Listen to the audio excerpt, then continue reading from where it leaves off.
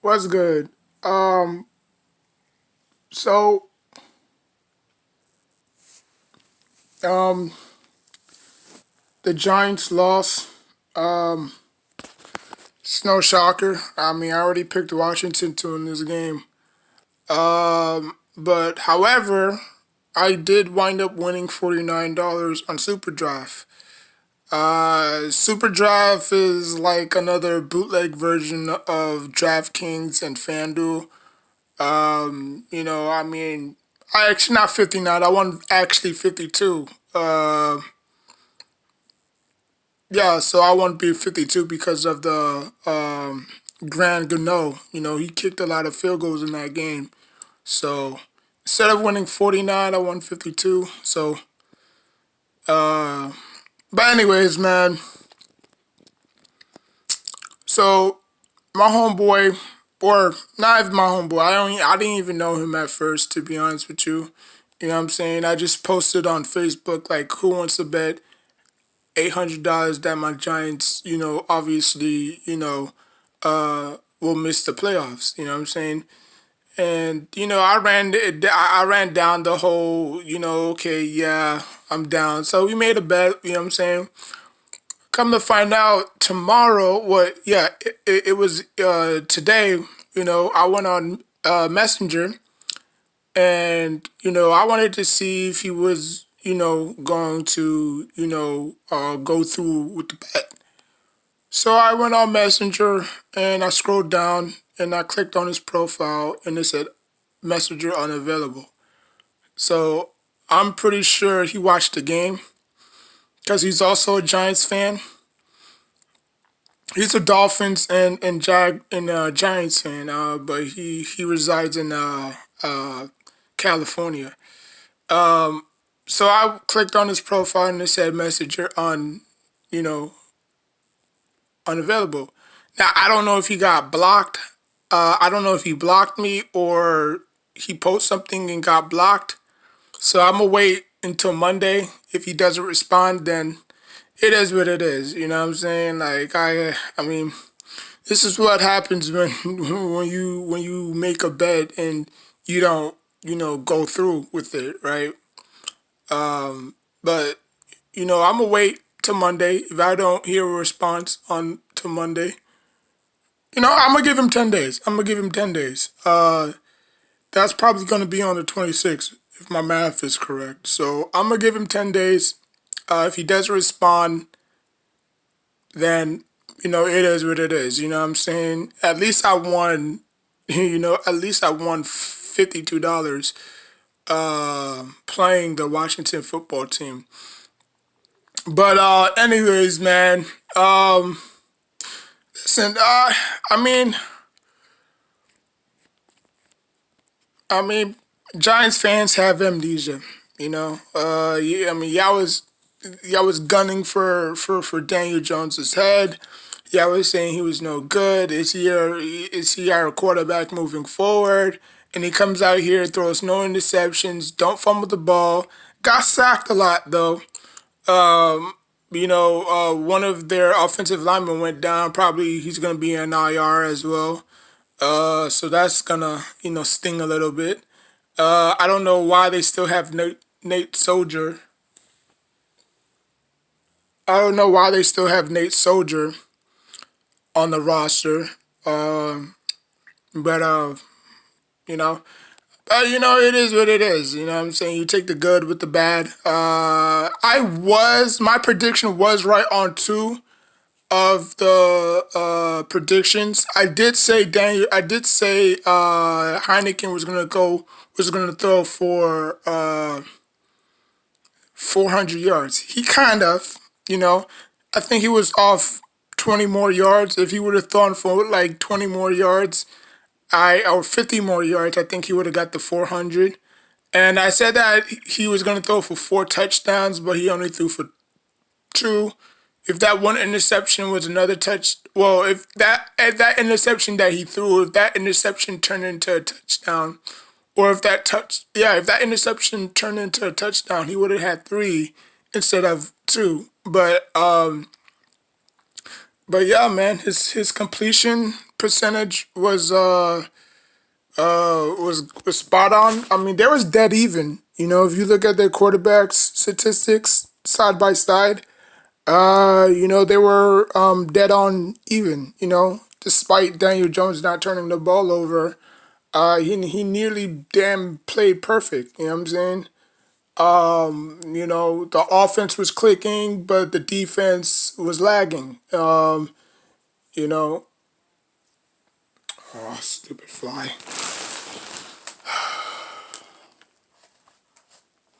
But you know, I'm not gonna sit here and bash the Giants. You know, I think the Giants played very, very well. They could have used a little bit. They could have used a little bit of help or a lot of help from their defense. But the good thing is, uh,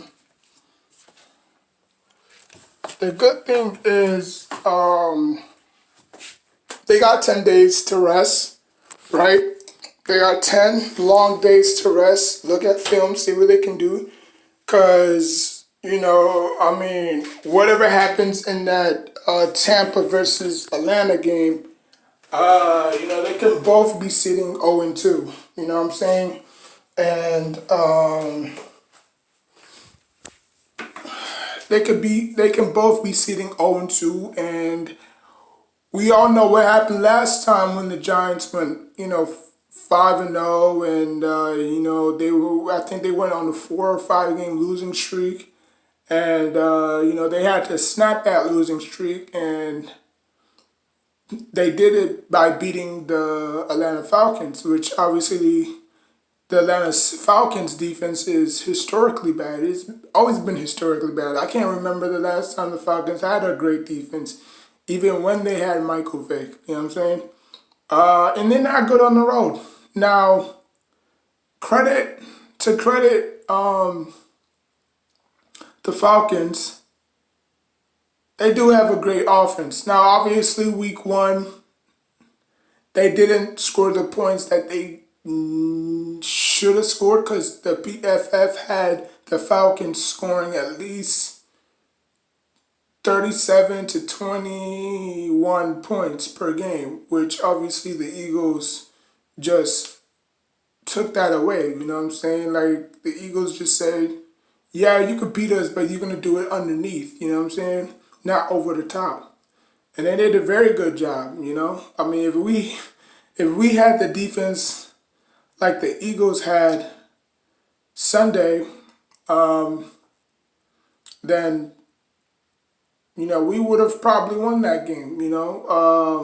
But, you know, Bradbury picked it off. Couldn't do nothing with it offensively. Had to score for. I mean, I had to score for a lot of field goals, and that's the thing. You know, once the Giants get down in the red zone, it's like it shrinks. You know what I'm saying? Like everything just slows down for them. You know, like if they start at their own 20, 40, you know what I'm saying? They can bing, bing, bing, bing, bing. But as soon as they get into the goal line, it's like they're claustrophobic. It's like they can't they can't be in a tight, you know, area or a small area for a short period of time. You know what I'm saying? So, you know, kudos to the Washington football team. You know what I'm saying? They had that bend but don't break defense. Um, you know, I mean, yeah, they gave up, what was it, 27 points, but when you need a great defense to step up, that's what is going to happen. Now, here's where things are going to get interesting. I'm going to pick the Giants in this game in 2 weeks. In the next 2 weeks, I'm gonna pick this. I'm gonna pick the Giants to win, because I believe that the Giants at home, even though they don't necessarily play well at home sometimes, you got Eli Manning retiring his jersey. You know what I'm saying? Like I remember when Odell missed the first 3 or 4 games. He came back against who? The Falcons. He scored his first touchdown against who? The Falcons. So maybe they'll put they'll input Kadarius Toney, and we gonna see him fly. I think Kadarius Toney is gonna make a huge impact in this game. I don't think Slayton is gonna play at all because of what he did. You know what I'm saying? So I think it's gonna be Galladay, Shepard, and Toney, and that board kid that they picked up. You know what I'm saying? So I don't think we're gonna. I don't think. I'm not gonna say we'll ever see a Slayton, but not for this game. I think it's gonna be Sterling Shepard, Galladay, Board, and Toney as their receivers, and hopefully, Evan Ingram is back in this game. You know what I'm saying? So they can go to their normal, two tight end set. But I do have the Giants winning this game. So that'll probably put them at 1-2. They're going to lose against the Cowboys and the Saints. That's just how it is. They're gonna have that one magical night or that one magical day against the Falcons, and they're gonna come back down to reality and get crushed by the Saints and the Cowboys, followed by the LA Rams, the Chiefs, obviously, and I think they wrap up the half of the season against the Raiders, and I can see them beating the Raiders. So, out of 9 games in the first half of the season, I can see them going 2. I can see them going 2-9. But I already broke it down last video, so I mean I don't really need to evaluate. But the defense let them down. The offense was clicking, but the defense was just non-existent.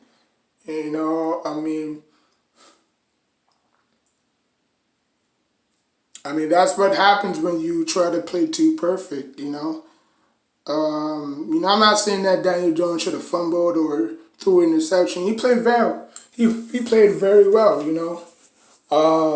But that's why this is what happens when you have to rely on another unit. You know what I'm saying? Like, it's just like if it was basketball, you would have taken matters into your own hands. You know what I'm saying? Like, playing both sides of the ball counts. It matters. Because you don't want to depend on another.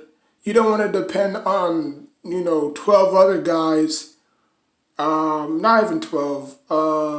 Probably. See, dun, dun, dun, dun, dun, dun, dun, dun. Probably like you don't have to depend. You hate to depend on your unit. You know what I'm saying? Especially how bad the Giants' defense have been, and they were good last year. Now, all of a sudden they're turning in the wrong direction. But I don't think this defense is bad as people think it is. Because when you, like I said, when you go up against, when your offense is clicking and your defense is not, it's like where's the balance, right? Like you would have thought, okay, the Giants have that bend on, but don't break defense, right? You could have sworn, one of the Washington receivers would have caught the ball and. One of the defenders would have just flew in and punch it out or rip it out. You know what I'm saying? You would have thought something, But outside of that, one pick, they didn't do anything. They ran it twice and then they throw it and then it was short and then they had to kick it. Washington went for it on 4th and 1, but the Giants never got into those situations where they had to. Obviously go for it. You know what I'm saying? But 10 days of rest is going to help them get ready for the Falcons. Whatever the Falcons do against the Buccaneers, win, lose, tie. I don't think it's going to be a tie. But who knows? Maybe Falcons might wake up and finally unleashed this offense, that everybody was expecting. You know what I'm saying? Because just like the Buccaneers, just like the Washington football team, the Buccaneers don't have a great secondary. They have a great front four, but their second. They got two things going for them. They got a good front four, and they got great linebackers. Other than that, their secondary is trash. Okay, you saw the points that Dak put up against that defense. So points can be scored on that defense. You just have to know the holes in that defense. You know. Um, but yeah, man. That's all I have to say. To be honest with you. I'm gonna take a break as well. Because I'm only just for. I can't focus on the Giants now because he blocked me. So I think he blocked me. I don't know. I don't know. But I'm gonna give him 10 days. Like I said, if he doesn't respond, then oh well. That's what happens when you try to do business with people. People will try to finesse you. You know, Cause I showed them the money. You know what I'm saying? I showed them the money. I said I got 800 right here. You know, I mean, like it's Owen. Okay, they're 0-2. The best case scenario is they'll probably win at least 2 games out of these 9 games. I think they'll match up very well against the Raiders, and I think they'll match up well against the Falcons. Other than that, they're gonna lose a lot of games. But it is what it is. Picking their spots as usual. But Giants fans, they're like females. They're all rational and mad and like people bringing up, oh, we've been 0-2, we've been down 0-2 before. Yeah, that was a long time ago, buddy. And the players that they had back then, they don't have now. They don't have a Michael Strahan. They don't have an OC Miura. I think that's how you pronounce his name. They don't have a Justin Tuck. They don't have cornerbacks. We had Corey Webster, Aaron Ross, Terrell Thomas. We don't have those guys. You know what I'm saying? So, and then obviously at the time we was playing in a 4-3, not a 3-4. The last time we were relevant in the 3-4 was with Bill Parcells. You know what I'm saying? I don't know why the Giants are in the 3-4. 3-4. Because in order for you to be in a 3-4, you have to have athletic linebackers. You have to have a lot of linebackers. The reason why the Ravens, the Steelers, the Dolphins can get away with it because they draft very well. They draft good linebackers. They draft good, defensive tackles. The Giants are not in that department. That's why they get. Even the Steelers. So our bread and butter was always a 4-3. Defensive linemen get after the quarterback. Boom. That's how we won our Super Bowls in the early 2000s. You know what I'm saying? Not obviously the Super Bowl that we lost gruesomely to the Ravens, but those 2 Super Bowls against the Patriots, that's how we won our Super Bowls. That's how we won a lot of games. We draft offensive linemen, we draft defensive linemen to get after the quarterback.